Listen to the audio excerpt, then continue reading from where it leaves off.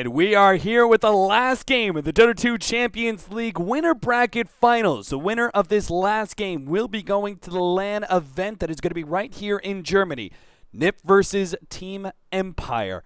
It all comes down to this. One of these teams is going to be going to the LAN final. One of them is going to be having to play another best-of-3 match where they have to face up against Balkan Bears Corleone. So let's get into our next match. The draft is already underway. I can welcome in my co-caster, hopefully, with no Skype lag. Blaze, what's up, man? What, you're not a fan of the Robocast? What's ones and zeros, man. What's the emote? Robotalist? Mr. Destructoid? Mr. Destructoid? Robotalist is only when I'm the one 10 who's lagging. seconds remaining. Excellent. That's your next emote for your subs. Yep. That's, 5 seconds that's it remaining. right there. No, I'm not gonna do that. I have one emote that's my face. And Reserve time. I don't need any more of that. That's too much. I've already got the smugness of Kappa and join Dota. I think that's good enough. Excellent. Yeah. So, Team Empire, we have a Vengeful Spirit. First pick out from them in this Game 5. Queen of Pain and Ogre Magi. Picked up by Ninjas in Pajamas. The Ogre, a support that has been rarely seen in the last few months, is going to be seeing a bit of revival now in this game number 5. Occasionally, we've seen him picked, but it's been quite rare of occasion. Yeah, I mean, it kind of is a statement of intent here where they want to kind of actually start to win lanes instead of just play comeback games. They want to emphasize getting out some more aggressive stance on that off lane. Like, obviously, they did pretty well there using the Axe Dazzle to kind of just put pressure out against the silent carry, but I think the Ogre is going to be able to do that even more so. Just focusing down, doing some good harassment, bullying back, and always having that regen available. The Venge is okay at like suppressing the Ogre, but a lot of her damage, just the wave tear, the right clicks, like it's not that great when he has so much armor to deal with, so much HP regen. She doesn't have spammable damage. She has quick damage. Like she loves to 100 to 0 hero rather than kind of poke and zone them out. So in this case, Ogre is going to be able to stay in the lane, sustain, cheer through a few tangos, and really just become a nuisance. And later on, the Bloodlust is a huge steroid that will help out Era in terms of his farm potential versus whatever Silent brings. Yeah, the last time Ninjas in Pajamas ran the Ogre Magi was actually versus Cloud9 in the Red Bull qualifier. They did actually beat them in that game specifically. Of course, some of their heroes have been taken away. Well, they did get the Queen of Pain. The Lina is on the side of Team Empire for this match. We still don't know if it's going to be a support or a core, but we shall see. Ninjas in Pajamas, standard ever since Columbus, man. They just ban away that Draw Ranger up against Team Empire. And they're also going to take away the Undying, as we saw the strength of that one in game number 2. I believe. Now we have the Axe and Zeus banned away by Team Empire. Of course, the Zeus, probably one of the better laners versus Queen of Pain, can deal with that kind of harassment pretty well. And then, of course, the Axe as a just solid initiator that Yoda Samfon played to not perfection, but had some really good initiations that won fights quite easily. 5 seconds remaining. Oh, man, you're breaking up on me too. I hope that we don't have too many connection issues. But, you sound beautiful to me right now. Okay, awesome. And I'll just ignore what you have to say and go for whatever I got. Perfect. But yeah, the Undying is actually something obviously we saw taking out Cloud9 at the tail end of MLG Columbus, and that's something to be respected by NiP. But they'll go for the Disruptor as well. So interesting choice. Obviously, if you're trying to pursue targets, you're trying to kind of pin them down, you get a lot of potential with that glimpse play, and well, obviously with kinetic static. It's going to be good for Empire against Empire if they run for a caster-oriented draft. But right now, just against Lina, I mean, she's still going to go for her Yules. I think that she can still play around it decently. So the real question is, are we going to see something that sets up the Disruptor even more effectively? Are we going to? I doubt we'll see Aranaga Siren, but it's something that has been used in the past for great combos. Now they go up against the Shadow Fiend, and I mean, they'll at least stop his Requiem pre-BKB. Templar Assassin. Ooh, Templar Assassin, the response here from Ninjas in Pajamas to the Shadow Fiend pickup. We know the TA should be pretty good versus both the Lina and the SF. Presumably the SF is going to be mid, which is good for Templar Assassin because that's the better matchup by far for Templar Assassin. So that should be quite favorable.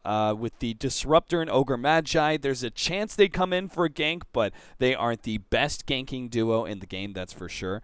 10 This will now seconds relegate our remaining. Queen of Pain to being a safe lane farmer, or is going to be 5 run in the seconds off lane by remaining. Yonasamfan with perhaps an Ogre Dire Magi team as a ban. dual lane, similar to the same vein of thought of the Earthshaker Queen of Pain. So we've got the negative armor strat once again here. Obviously going with the amplified damage, the presence of the Dark Lord. We're seeing just 2 BKB dependent heroes who want to get involved, and they saw the 10 strength of it seconds from remaining. NiP. They said, okay, well, let's see what we can do with it. And obviously, if the Slardar 5 free farms, seconds then that's going to remaining. be good momentum. But I feel like the Ogre is going to look to contest the Slardar pretty heavily in the top Reserve lane. time. And from there, I'm not sure if it's going to be the same kind of tempo that we saw previously. Like that Treads, Blink, BKB timing from the Slardar, and eventually AC, I think. It doesn't come out that quickly in most games. And I think that's kind of an ideal situation for what we saw from him. But in this game, it'll be maybe him being suppressed in farm, maybe him playing from behind a little bit. And that's where Slardar is kind of weaker, is he's not really good if he doesn't get a good start. Yeah, we've seen plenty of teams. Team Empire run it a number of Team times. We also have Empire's seen turn to Alliance ban. run it with very mixed results. The Loda, Slardar, right, playing very aggressively. We've seen very clearly the upsides and downsides. The Slardar being able to give you amplified damage. The SF just takes over the right-click damage 10 on his own, and seconds all you have to do remaining. is initiate. But as you said, if you don't manage to get those kills 5 in the seconds remaining. rotational phase, when you have that blink dagger and you're looking for pickoffs, if you don't get those kills, you're going to stagnate and farm Reserve quite time. heavily, because that's just the nature of Slardar. He's not a very good farming hero. It's very slow. Yeah. Now it's interesting because their picks kind of seem to fall into their draft, but it doesn't feel like they're counter drafting very well against the TA pick here. Do they go for like a Phoenix last pick to try to get some damage over time, multiple instances to deal with the Dire team refraction? pick. Like I feel that's the only offlaner that can reliably deal that kind of damage. I think that's I think that's not a bad idea, but are there any other options that you can think of? I mean, as far as like, there's plenty of fringe offlaners that could do it. As far as like meta relevant ones, it's hard to say. I mean, I 10 don't know. The seconds one problem I remaining. have with the Phoenix is he can be glibs back so easily that if he's up against a 5 tough lane, the seconds Disruptor remaining.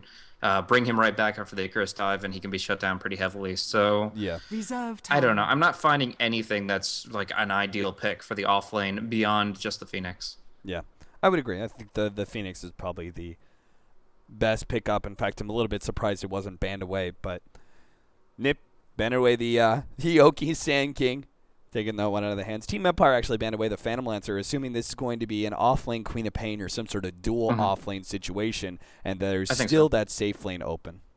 Yeah, I think it is definitely going to be an offlane Queen of Pain. Dual lane with the Ogre. A Queen of Pain Ogre has actually been really building up in a lot of the CIS Dota scene. Just being able to see the strength of that offlane where they could just bully somebody out with a lot of damage over time, slowing effects.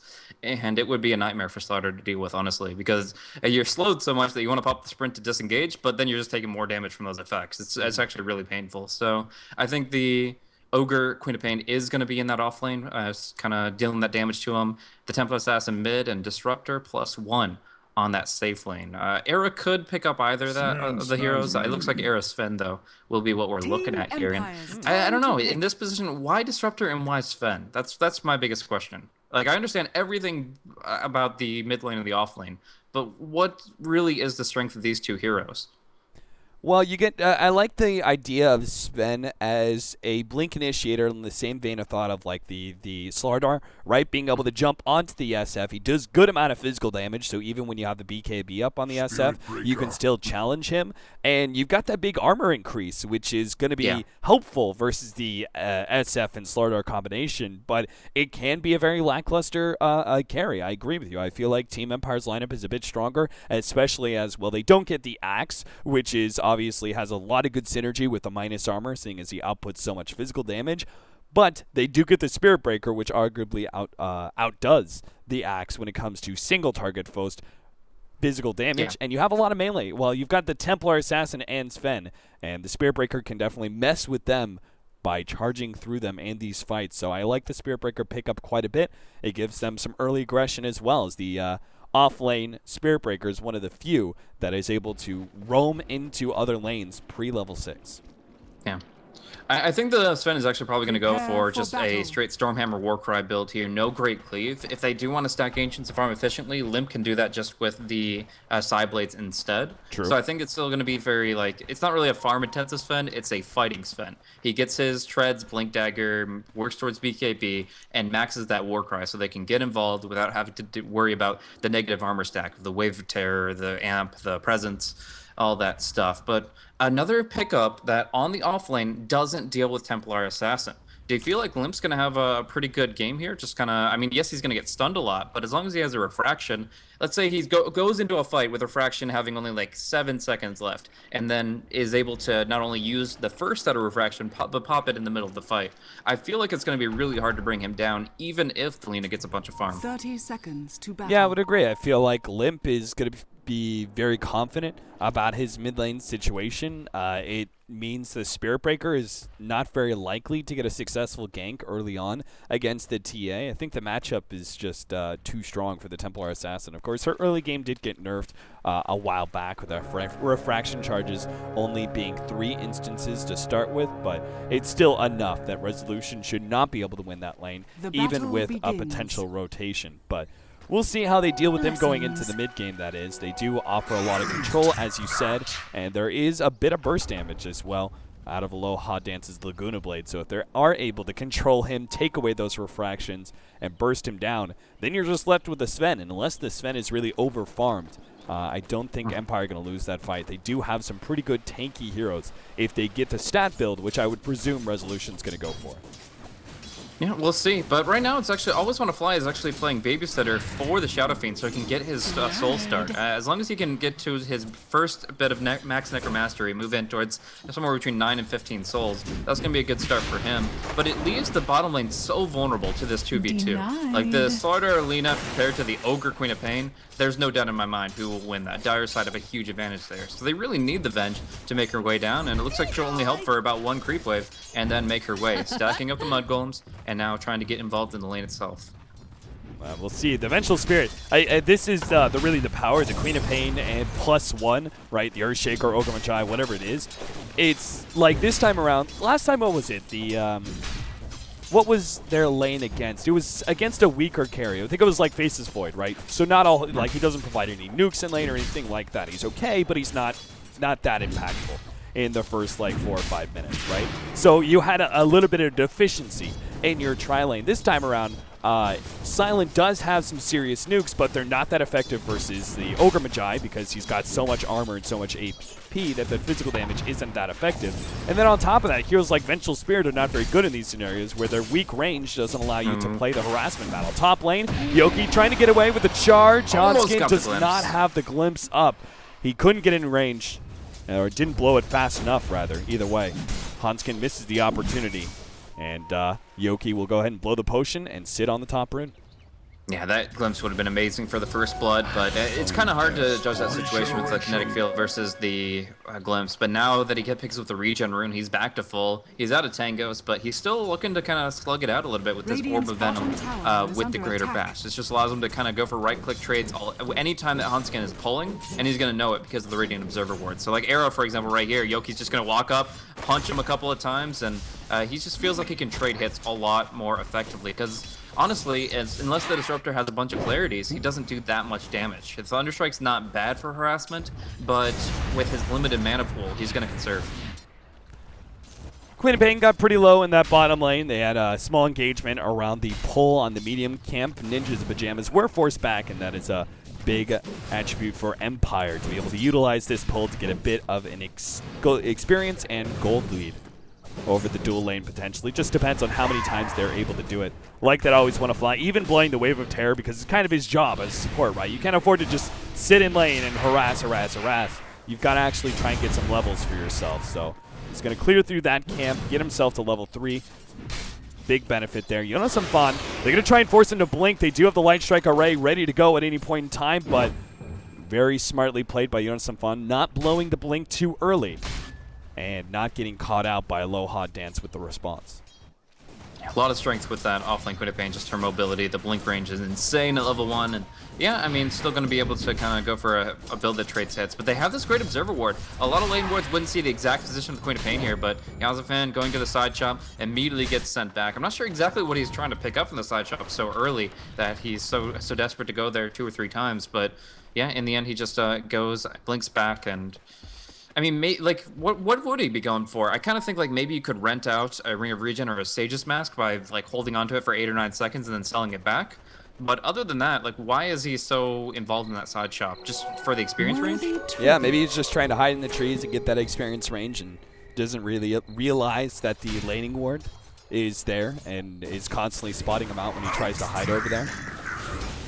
Mid lane's going not too bad for Resolution, considering it's Templar Assassin. He's beating her out 21-11 compared to the 16-4 on Limp. Resolution hitting those denies.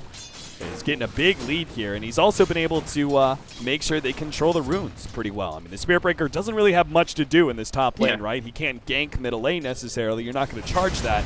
So it's really just controlling the top rune and going back to XP, the top lane. So they've gotten a lot of control, which has now gotten to Resolution the invisibility rune, which means if he holds on to that one, he won't be too afraid of any ganks or even Templar Assassin a solo kill, which is potential when you have that level 6 trap ready to go. Oh, the smoke pops. They know somebody's there, but it's actually an Invis Shadow Fiend who's just going to go out. If he pops his auto attacks or raises quickly, then that's great. They'll jump on into the river, but it's going to be actually the Venge that shows herself now. Seal Kid walks out, and Resolution just stays Invis. As long as he stays Invis, they can hide under the tower and just make that gank worthless. Charge on a Seal Kid. They've gotten him isolated. Misraise there, but it doesn't matter. Seal Kid will still end up falling. The kill will go to Yoki. First blood for him, I would say definitely worth it. The Spirit Breaker getting a quick little jump to those like upgraded boots and things.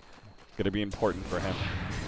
Do you think they didn't know about the Invis rune? The fact that Resolution was missing so long implies that he's used as Invis, but that is obviously something that the path from the Ogre was really weird if they had known about it. Yeah, even if they didn't know, right, it might be a little bit doubtful. They maybe assume that Resolution is just sitting here, you know, in the middle lane, soaking up experience and waiting for them to leave, and doesn't expect Resolution to make such an aggressive maneuver, like following him downriver like that. 6-minute rune, they guarantee that one. Limp will grab Illusions to refill up his bottle. Kind of needed it. So just looking at early levels, Queen of Pain and Ogre really didn't do that well on the bottom lane, surprisingly. Right now, Queen of Pain is only at level 3, Seal Kid level 2. It's not really the tempo they were looking for from these heroes. I mean, it's okay. Queen of Pain, she's fine with just level 6, but actually it's going to be Venge that gets caught out this time around. The charge might knock Nodskin up onto the cliff. No, he'll be down. Nice glimpse back and kill on the Venge. The Dream so close to being able to push him uphill, but the Glimpse sends it back. Such a good counter to the Spirit Breaker.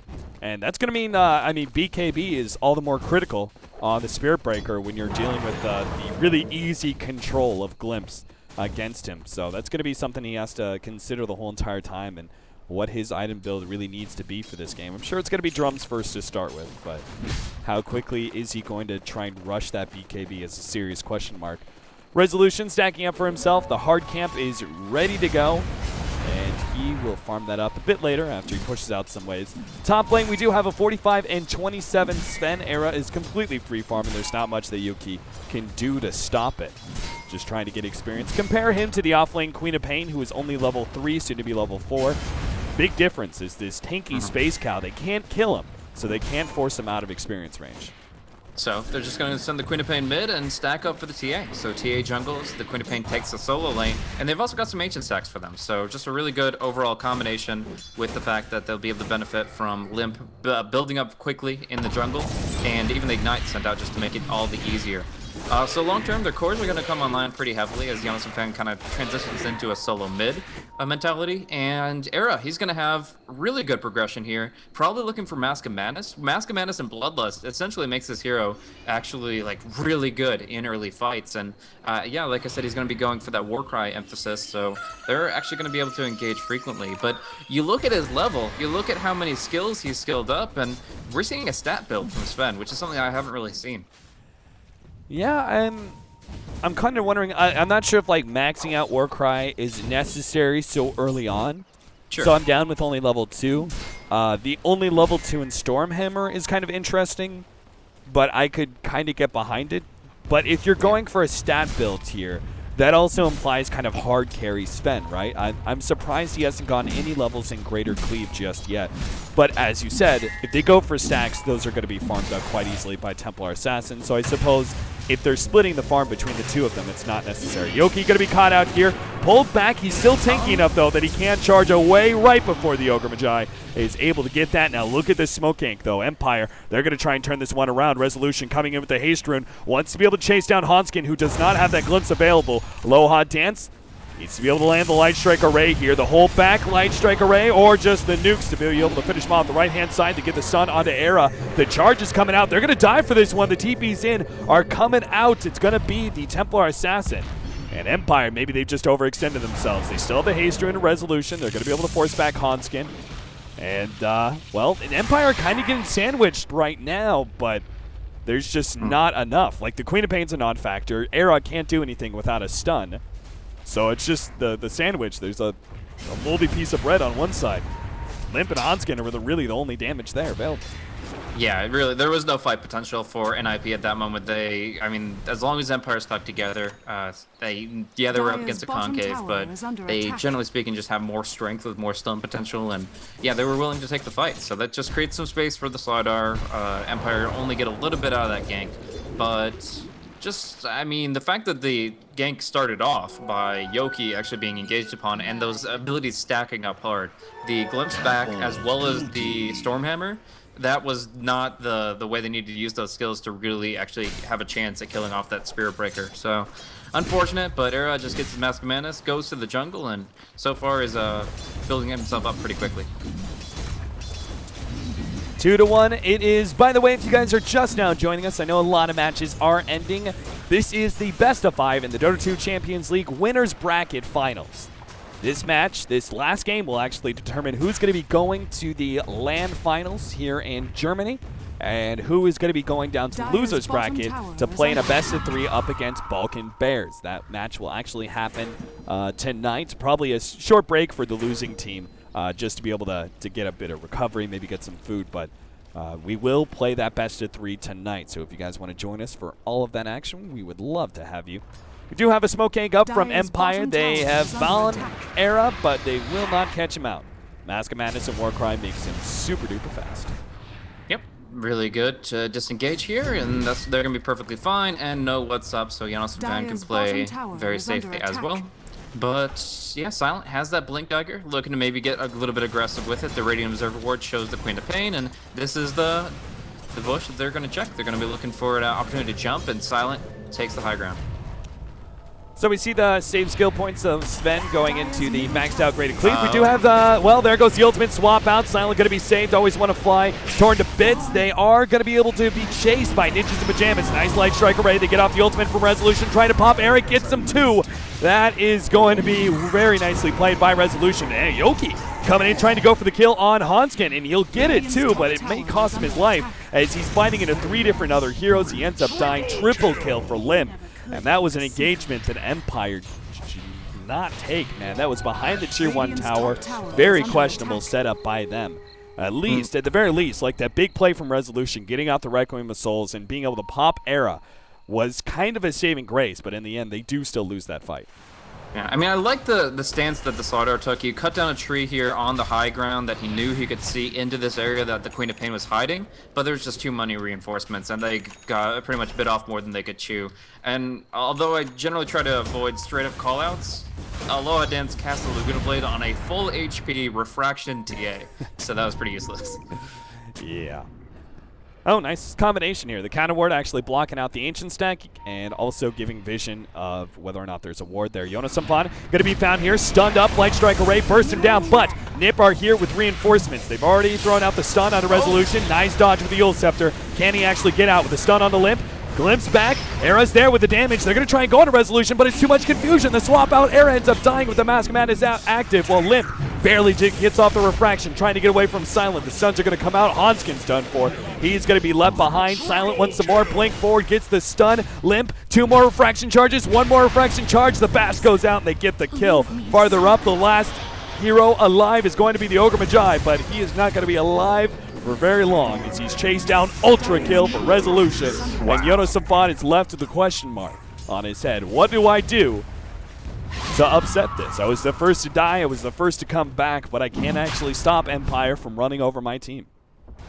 Yeah, it's really tough. I mean, there's no way to engage into this real position. Sonic Wave, he can wait it out, but Roche is dead by then with all that negative armor. And yeah, it's just the real big difference in my mind from that fight was the performance of Disruptor in the two clashes. Hanskin in the first one got an amazing kinetic static storm, locked in a couple heroes, and they were able to really fight in that choke point. This time, the kinetic, the 3 heroes that were within it were able to walk out thanks to the empowering haste of the Spear Breaker, and the static storm was on cooldown until later. So it was awkward control from the Disruptor. Obviously, Hanskin just outperforming in the first one, but kind of falling short the second time around. And this time, Lina did connect with that Templar Assassin. Got the Laguna Blade against her, and really, if the TA is without refraction, she becomes very squishy. Like, we saw that she was running around with like no HP, couldn't actually turn a man fight even with a full refraction because of just her state of her health pool. So just a great way to start the fight for Empire. They bring it back, they secure Roshan, and another big aspect of it was resolution. Dodging out, he didn't dodge the Melt Strike, but now he's killing up a Disruptor, and he also dodged that Stormhammer earlier, which is a great way to keep him in the fight. Yeah, absolutely. He gets the Tier 1 tower down in the process. The creeps push that one out, so huge infusion of gold here for our SF, who just got the Blink Dagger, already has another Ogre Club on top of that to start building into the BKB, and that gold's going to come quickly if these towers continue to fall. The Tier 1 tower in middle lane is now going to be threatened. Yoki on his way. They've already read it, so I doubt Seal Kid's going to be caught. Sure enough, he's TPing away, but it's NiP playing defense right now and giving more and more ground to Empire, and that actually allows them to go for a Midas on the Slardar. Now, this is one of those things we've seen before on Slardars, whether it's before or after the Blink Dagger. It's kind of questionable whether or not it's actually effective. It's the right idea, right, which is that the Slardar has issues with farm because he doesn't farm very quickly, and he's most of the time first into the fight and usually will end up dying thanks to sprint and everything else. He doesn't have a whole lot of way to make that recovery. The Midas kind of ensures, hey, 35 minutes in, 45 minutes in, you will have an Assault Cuirass no matter how badly you're doing. So the investment of gold is nice, but it also leaves him very susceptible in this period of time. He's squishier than he normally would be if he had just gone for like a straight BKB. Yep, sums it up pretty much perfectly. That is exactly the state of affairs for the Slardar here, and yeah, he'll try to stick to it. Shadow Fiend gonna kill off another tower, so they get all this gold that he's gonna be able to very quickly turn the Midas into more. But yeah, as far as the side of NiP go, it's just like they kind of seem a little scattered now. They're trying to find their farm. Condensed, actually going to be a crush in the pit here. It's Hanskin just getting caught. I mean, the Radiant Observer Ward, there were 2 that were covering. One on the plateau and one to the west. They get one of them, but the other just leads to the Disruptor's death second time in just a minute and a half. Oh, turns around for that little bit of extra damage, but it's going to have him caught by Yoki's ultimate, and the last right click from Silent is not enough. He lives with just 10 HP. Oh, dear. Aloha Dance actually running in. They're going to try and catch up. Do they blink for this one? That's too aggressively. Aloha Dance is now in some trouble to get the stun, but they do have rotations. Jonas Safan is on the way, and he's got his ultimate ready to go. Silent, hiding in the side, quick blink away. Nice play. Quick reactions from our Slardar, and the rest of Empire will be getting out. I can't help but wondering, what were NiP doing there? I mean, inside, like, they were sitting here with like 3 or 4 members in the Roshan pit area anyway. And then Hanskin goes in to deny the ward, which is obviously going to be a bad idea. He's going to die to the charge. It's always going to happen with the support. Yeah. I think that they were trying to kind of provide dire coverage here so that they could get a glimpse back if it was a charge, but the connection from the Blink Crush is a little bit different, and he wasn't actually able to get Silent to disengage from him. So yeah, they were trying to de-ward, couldn't actually get the kill on the ward during the Sentry ward. I think that maybe a lot of high kill misses, so they put down the Psionic Trap to help him out. He gets the vision, he finally gets the de-ward, and then it just turns into a snowball of people dying left and right as they get dove all the way up to the steps of their base. Like, it's just one small mistake turns into a lot of pain for the side of NiP, and yeah, well, they've proven to themselves to be beyond a difficult situation in terms of comebacks, but this is going to be a pretty tough game for them. I mean, Queen of Pain's still level 9. I think that's one really big issue, is their overall experience for their team is weak. Like, if Ogre had a bunch of levels, that would be bloodlust for all these carries. The TA, the Sven hitting hard, and instead, one shot. No, Resolution not going to be able to pop Seal Kid right away, but the support obviously is there. And the Requiem of Souls is good enough zoning to make sure that NiP are not going to go in. The Light Strike Array going to land on Jonas Amfan. They have the damage necessary to get the double kill for Resolution. Now the charge forward. Lim going to be caught here by Amplified damage, plus the right clicks, bash, and greater bash. They've got them all. Empire locked down that Templar Assassin damn easily, and it seems, Blaze, we've had a very back-and-forth series, but this could be a short game number 5 at the rate that Empire are growing their lead. Yeah, it's just really difficult for NiP to find a way to turtle the game. Look, Hanskin gonna get picked off, the Glimpse back is gonna prevent the Nether Strike from coming through. An old Nether Strike might have just globally gone through, but in this case, Hanskin popping everything, just trying to disengage, and it will succeed. Oh, he got him! The last Oh, click. Oh, what? my. Middle tower. Wow, I really thought the attack speed was there for the Radiant's Vengeful bottom Spirit to get that tower is last under kill, but attack. never mind. Barely Phase boots, survives. dude. Friggin' Venge phase boots. You don't Yeah. get that attack speed. That was a good play though from Hanskin, like throwing down the silence, knowing that the swap is available, and then TPing out like that. Yeah. It's close, a little bit close for comfort, but in the end he does successfully pull it out. We got Yoki, who I'm presuming is going to be building into a BKB soon. He's got 2,100 gold. Is there anything else you think he should build? Is the Shadowblade a viable pickup in order to deal with the Glimpse? Not really. I mean, as soon as Hanskin sees it, he'll just carry it around dust and sentries, and then he'll still get the glimpse off. So I think BKB is pretty much your way to approach it, but he wants to actually add value to his team, and he's actually going to go for a Crimson Guard here. So essentially, each individual right-click coming in, they might be hitting fast because of Mask of Madness and Bloodlust, but they won't be hitting hard thanks to the block effect of Crimson. Yoki, charge away! Oh my god, he almost got out. Glimpse too strong though. Yoki caught and will be right-clicked down by the rest of NiP. I can't believe, like, if the Disruptor wasn't there, that he almost got out. The AoE of that charge bash is so insanely high. Like the the fact that Sven actually got bumped there before he could get off his stun was pretty insane. It is quite ridiculous, but let's look over at Empire's wards. I mean, they are fully offensive. They are just, I mean, in the mid lane, on the bottom lane, covering it up perfectly so that there's no way to defend. They actually are just going to lose their tower outright. Nothing they can do but try to trade. And in their draft, the one thing they're really weak about is counter push, turtle. They really can't hold the high ground easily.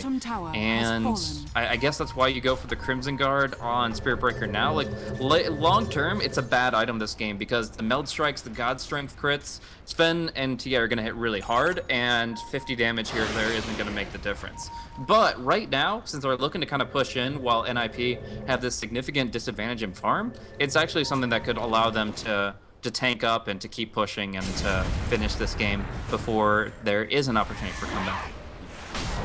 BKB is almost up for our Templar Assassin. That will add a significant amount of team fight for the TA, who's been heavily controlled so far by the number of stuns. Still have some of those physical stuns though with the cow as well as the fish, bash and greater bash. It's a rough combination to deal with if you're being right-clicked by both of them. Definitely. Look at that gold per minute though. I've been keeping it up for a while. 650 gold per minute on Resolution. We now have the Slardar bumping over the 10k marker as well, the second hero to do so, ahead of the Templar Assassin and very much ahead of the Sven. So, I mean, right now, I feel like NiP are just going to let them take everything until they can draw the line at the tier 3. So they'll fight in the choke points, up the hill with the kinetic static storm, and only the BKB heroes will really be able to commit to an engagement like that. So that's pretty much where they're going to draw the line. Era farms this BKB. They're kind of priming themselves for that fight a little bit, but if the fight happens elsewhere, if it happens outside the base in the Roche pit, even with the TA's vision, unless they sneak it first, I don't see NiP having any chance of going for that. Oh, I always want to fly. I like what you're doing there. He embraces it, right? He knows he's dead. The moment there was a lightning and that first TP came in, he was like, well, I'm dead. So he just turns, fights as best as he can. He split pushed pretty heavily, got that tower quite low. He was actually intending to push down that tower with the rest of his team.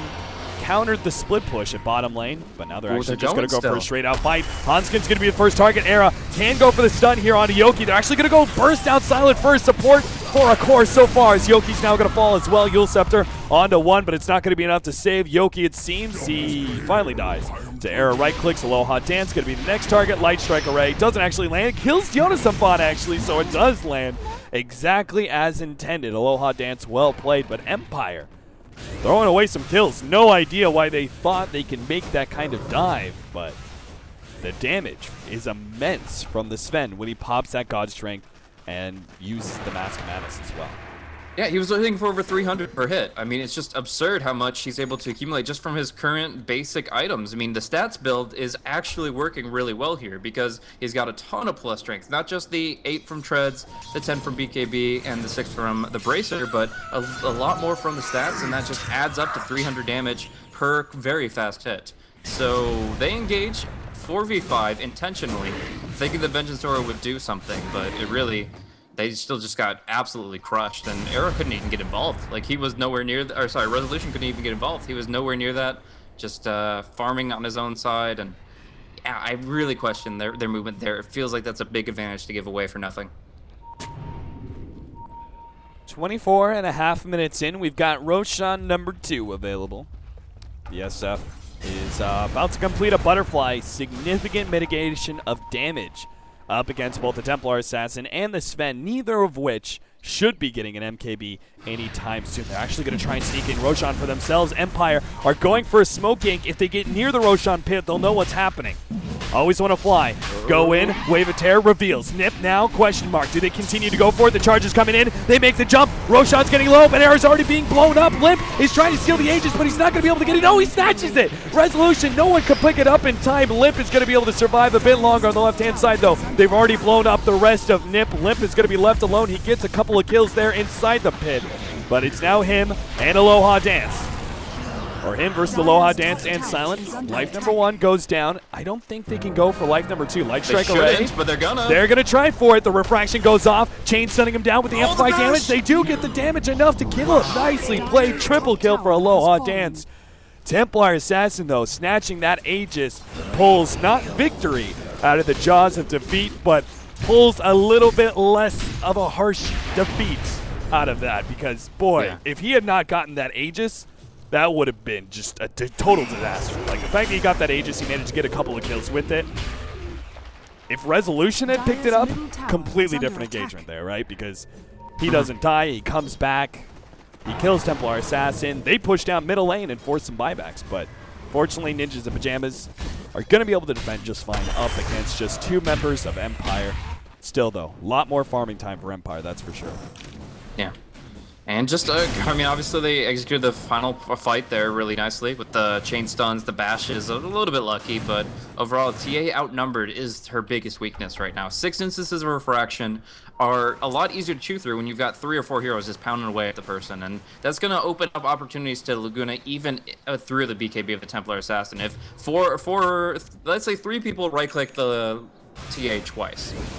Even with the BKB, Aloha Dance is still able to just go for 675 pure damage, soon to be 950, and that makes the TA look like flypaper. Like the very first time I played Lina with the Aghanim Scepter upgrade that just goes right through the BKB, played against the TA, and it made her life miserable, but it's only when you know the refraction's down. And so the control that they're bringing is the important thing here. Going back to that last fight, the best thing in the world was the Disruptor Kinetic Static Storm. It did a lot of work against Empire since they were all committed to that pit, but it's still overall really nice for the fact that Empire were able to jump in before NiP were able to sneak it, which I think still was a really smart call from them because they can do it so quickly, but in the end didn't work thanks to the smokes. Lim starts building into that MKB. Thanks to that excellent fight for him inside the Roshan pit, getting 3 different kills there, was able to purchase up the Demon Edge, and just another 2,000 gold will have the MKB, so it's a start. Really didn't think they were going to be able to build it anytime soon. Era is not going to be going for it, at least not right away. He has a plate mail for now, something similar to what the Slardar's rocking, or rocking soon anyway. He's got a Hyperstone and a plate mail in just 10 gold. So the Assault Cuirass will be coming up quite soon for the Slardar. That's going to be a big damage upgrade, and as well as a bit of mitigation against all this physical damage. So we'll see here. Charge cancel. Don't want to commit to something when they don't know exactly where the enemy is, and they've already taken one bad engagement where they overcommitted unnecessarily. They don't want to really risk that now when they're on the verge of picking up that AC. That's going to really secure their potential to fight because actually Shadowking finding a kill. Yeah, that's a Requiem. Yep, that's the old Yule's Blink Requiem. Too strong. But go ahead.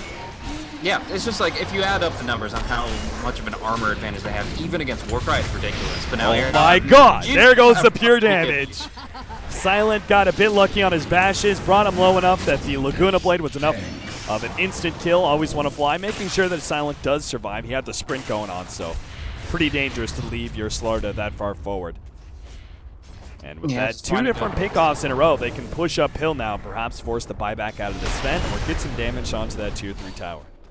Yeah, these spells, I mean, they're just using their ultimates so effectively to just completely dominate NiP right now and forcing a BKB charge on top. Usually you talk about the fact that you just wasted 10-second BKB. I'll talk about the fact that you just wasted an 80-second cooldown. And now on respawn, if they were able to push forth, that would be a really big issue. But they're going to, again, just take what they know they can.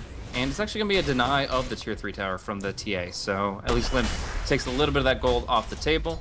And again, back to farming. And Silent really wants this AC. At that point, that's a 10 armor boost to your advantage of armor over your opponents. Because you get +5, they lose 5. You add in 2 from the Crimson Guard. You take away 6 from the Wave of Terror, as well as from the Presence of the Dark Lord.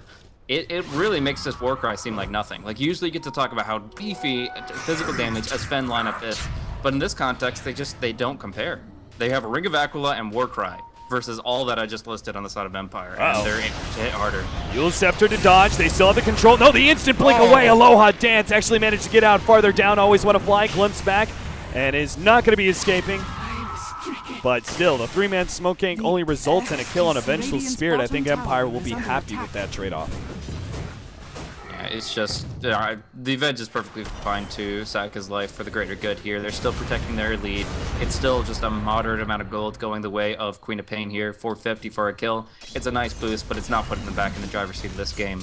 And beyond that, of course, we've got the just farm game coming in from Empire. Yoki will look towards that BKB next. Not sure if he even finishes it this game, as like right now the tempo just seems to be outpacing that item pickup. 23-14. It's 31 minutes in. We have over a 15,000 gold lead for Team Empire, 15,000 experience as well. Limp is about to finish up that MKB, but you got to wonder if it's going to be enough at this point. Resolution is going to have a Scotty quite soon. He's already got one of the ultimate orbs. DD for him. They also have probably going to be waiting out Roshan. If they want to push uphill, it'll be with an Aegis. And I believe that'll be Aegis and Cheese, in fact. Yeah, so at this point, I mean, the MKB is nice for the TA, but she needs more. Like, honestly, I think need a Linked Sphere to put on one of their cores, and the Queen of Pain is just so far behind that that's not an option. Like, she's getting her Aghanim Scepter here at 31 minutes, and she's not even level 16. She'll go for a BKB next. So yeah, no Linked Spheres this game, and as a result, I really feel that Empire are just going to be able to crush them in their next couple of team fights. Their ultimates are just far more impactful than what NiP bring. I mean, you've got Requiem, Laguna Blade, your amp damage, your Nether Strikes. The only one that really makes the big difference is the Static Storm from the Disruptor. Otherwise, it's just a lot of utility, steroid, that kind of stuff. The Queen of Pain, she wants to be impactful, but it feels like her momentum has just been crushed this game. She's down near the bottom of levels and experience per minute. It's just the damage isn't as palpable as it could be. Do you agree with Hanskin's choice to go for a Ghost Scepter over trying to rush the Aghanim Scepter? 5-man smoke hold up here. NiP are going to be able to find an opening here. Always want to fly the first target. And Empire, again, another smoke gank, and all they got was the Vengeful Spirit. Or did they? Yoki brought back with a glimpse. Silent makes the initiation onto 2 with the BKB activated. He's trying to lock down Era as best as possible. Era pops the ultimate and now says, you want a man fight me? Let's go. Ultimate goes out. Laguna Blade. No, it doesn't go through refraction. Why? Resolution fighting underneath that ultimate of the Static Storm, but will not be able to survive against the 2 damage shields. Oh my god, he got off the ultimate. He gets a triple kill with it.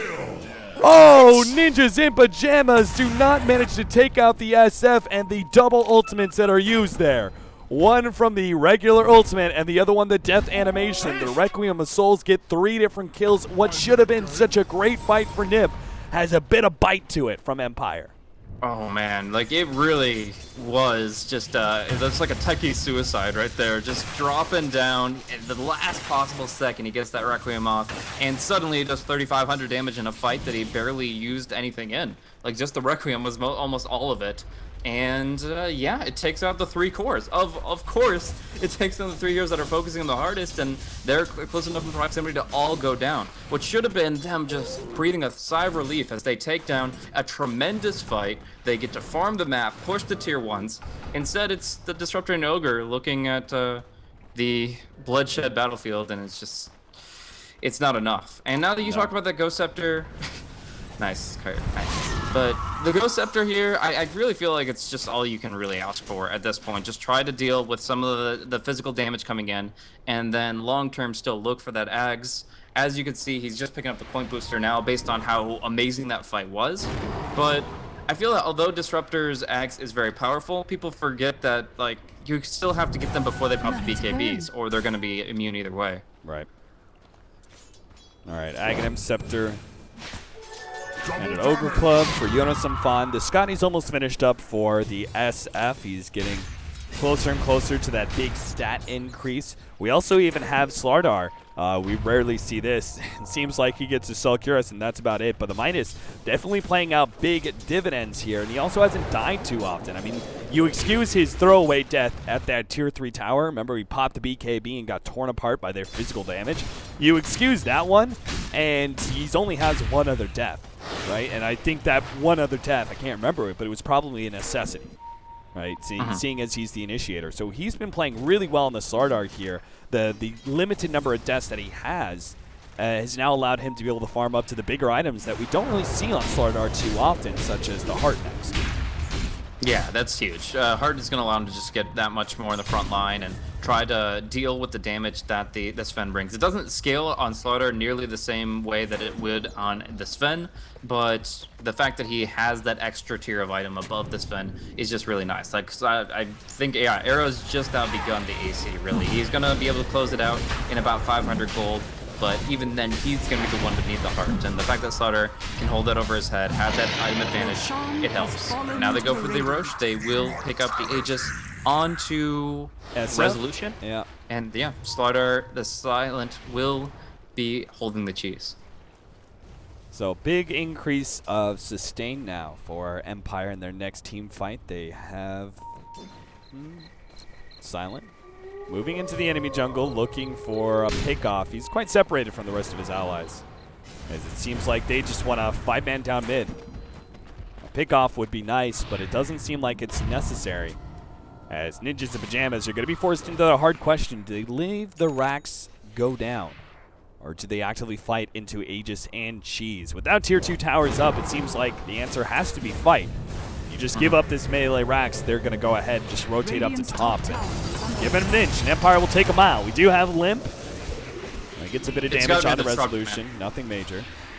Hanskin's got this kinetic static. He wants to use it. They glimpse back. They lock Resolution in place. They're waiting for them to pump up. Oh, but Limp's the first target. They're able to already blow him up. Jonas Savant gets a Sonic Wave out. Empire, though, now on the retreat. The stun on the Silent. They're going to try and lock him down. Seal Kid, good swap out. Silent should be able to get himself away. And the rest of Ninjas in Pajamas, they bought back on the Templar Assassin, but are unable to push forward. In fact, they're actually refreshing in the fountain right now, and the amp damage shows the Ogre is pretty much useless right now. He pops a Clarity trying to heal up as quickly as possible, but the Earn Charges are coming out on Resolution. He's getting back into it. I don't think they commit with Silence HP pool, though. Like, you'd have to cheese almost immediately upon initiating. And there's a lot to fight into now. 3 Templar Assassin traps, the Kinetic, the Static, the AoE Stormhammer, and the Sonic Wave off cooldown thanks to the X Scepter. Man, these like static pushes are so hard to deal with when you got amplified damage going in. They're gonna jump on a Limp again. They want to be able to take out this Templar Assassin, trying to lock him down. Light Strike Array and everything being blown, but it's not enough. Instead, they get the kill on Era. Bash up. Limp fighting up against Silent is winning this engagement until Resolution comes back. Silent on the way out, but no, he's not able to make it away. Era comes back with his buyback. Will take out Always Want to Fly or Willie. The Scotty slowing him down. The right clicks, and he's actually living. The poison tick, tick, tick. Meanwhile, Hanskin is actually going to be able to get himself away. Finally, the Vengeful Spirit dies. Resolution forced back into the glimpse. Era right on top of him, hits the stun. There's nothing they can do to save their SF, it seems. In fact, when Lina tries to get close, she immediately dies. Jonas, oh god, not again. Resolution gets off the ultimate. This is going to decrease their damage. Silence now back, and he's fighting up against Jonas some fun. Couldn't get the damage necessary. Resolution glimpse back again a secondary time as he blows up in front of Hanskin's face, but not enough damage to get the kill. And Silent left a lonely man as the rest of Empire have all faded away. Yeah, and he bought back for this too, but more buybacks were expended on the side of NiP to hold this high ground, but hold it they do. They don't even use the glyph. They only take some damage on the range tracks, about 500 there, but copping those buybacks, they're able to still persevere and get the better end in terms of golden experience. It's actually like glimpsing back the Shadow Fiend right when he's about to die. People are like, oh my gosh, you just did damage to your team. No, you gave them golden experience because of the AoE bounty, and that's really important for them to progress beyond their buybacks. Like, even though he had to buy back, we now see that Era is about to finish his AC, and the Queen of Pain is actually better off as well. So 3 different buybacks used on the side of Well, I NiP. just looked at this. Queen of Pain, I took a note of her experience right before this fight. She was 15 and like 80% of the way to level 16. She's about to hit 20. Like, that's the experience rubber band for you. Yeah, that's pretty insane, Jonas. He's got BKB Aghanims with that level 3 Sonic Wave. He's going to be a much happier person when it comes to Empire pushing into the base. You could start spamming out that Sonic Wave, not once every creep wave, but once every 2 creep waves. It is still a significant buffer against the Team Empire team, and there's another gigantic upgrade. Hanskin now has the Static Storm Aghanims upgrade that will be able to stop those BKBs potentially. The Yule Scepter from Aloha Dance, and is there any other actives you want to talk about? Crimson Guard? Eh. It's mainly just the BKB and Yule Scepters of Empire. Yeah, essentially. I mean, you've got some magic wands, you got some TP scrolls, not really much of it matters too much, and really, as long as they get it before the BKBs come out, that's the big thing. It just forces the SF to use it right before he blinks in, and the same with the Slaughter. They have to choose their engagements very carefully, knowing that that Axe is in hands, and for the other heroes, it's just, they're actually going to be completely caught out. Like, Aloha Dance, you can't Yules before you blink. You have to just commit, and when Aloha Dance gets caught inside the Static Storm, it's either always want to fly swaps him out, or he dies without casting anything. Ninjas in pajamas on the edge of a knife right now. This is game number 5 in a best of 5 winner bracket finals. The winner goes to the LAN in Germany. The loser has to face up against Balkan Bears Corleone tonight. Has to play a whole nother series. It's 31-23, one more push, and Empire will be able to maybe not win against NiP, but seriously cripple them by being able to take that first set of Raxes. But the Ninjas, they've played very defensively so far. They've gotten some upgrades. They've taken away that Aegis and Cheese. Radiant's bottom tower is They're under hoping attack. that'll be enough to be able to take a Radiant's fight. bottom tower has fallen. Yeah, but they pop the glyph for almost nothing. They blink away immediately, and NiP, they can't find their engagement just yet. They're waiting. They're trying to find the opportunity. Obviously, testing their glimpse whenever they get the chance, but in the end, it's got to be just the perfect kinetic static. It's got to be Empire committing and clumping up, and that's when NiP can strike. They have to make this fight perfect because they don't have buybacks to fall back on 3 of their heroes. Silent, the first target here. Yule Scepter glimpse back. Silent, a big control, but Seal Kid's actually going to go down for free here. They turn around Sonic Wave, but now Limp is actually being controlled. He may actually go down. He can't afford this. Jump in, Silent trying to get those last right clicks. A refraction save. He lives. Melt Strike to dodge, and now Era's going to go down instead. All the hype over Templar Assassin living, but it doesn't matter when now Era's dead. They've taken another. Lina with the buyback. Empire going to fully commit to this one. Can the Templar Assassin come back and win this for them? Resolution lives off the ultimate. Hanskin definitely goes down. Queen of Pain and Templar Assassin fighting up against 4 members of Empire. Silent is low, but certainly not low enough. Yule Scepter, Light Strike Array, Limp. Going to be taking a lot of damage here. Further controlled, goes out, and that's going to be it. NiP have no more buybacks. 100 seconds on the Queen of Pain, 80 seconds on the Templar Assassin, and there it is. GG, well played. Empire will take Game 5, the best of 5 winner bracket finals, goes to Team Empire. They are coming to Germany. very, very well played by them. I mean, like, if you just look at the graph of Empire's victory, you can see that they were just so much less shaky when it came down to holding their victory. They were able to not only take the advantage, but make sure that they didn't throw it away unnecessarily at any step. And that was just a perfect movement from them. Even when they had ended up with the buyback clash, feeding away a lot of golden experience to some heroes that could really utilize it, they were able to push the advantage before the buybacks came off cooldown, and that cinches them the win. That tips them over the edge, and Empire, they absolutely deserve this win. Great play across the board. Really enjoy their draft, their play style, their aggression, and here it pays off. They're able to take out Empire before they can actually mount the comeback, and in this case, NiP, they've got some more matches to play. They do indeed. It's going to be a long marathon night for Ninjas in Pajamas. The loser bracket finals, which was originally a best of 5, has now been bumped back into a best of 3. NiP do have to play that tonight. They're going to be facing up against Balkan Bears Corleone. So even if they couldn't take out Team Empire, losing that critical game number 5, almost making the full comeback, they do end up losing. They have another shot, though, against Balkan Bears. We hope you guys will join us for this match. It is going to be myself and Blaze casting it. We should be starting as soon as possible. We're going to be taking a small break. Of course, Ninjas in Pajamas, I'm sure they're a bit exhausted of playing that long, arduous best of 5, so we're going to give them a bit of time for recovery, but hopefully within 10-15 minutes we will start our best of 3 losers bracket final to determine the final team that's going to the Dota 2 Champions League. It's going to be NiP or Balkan Bears.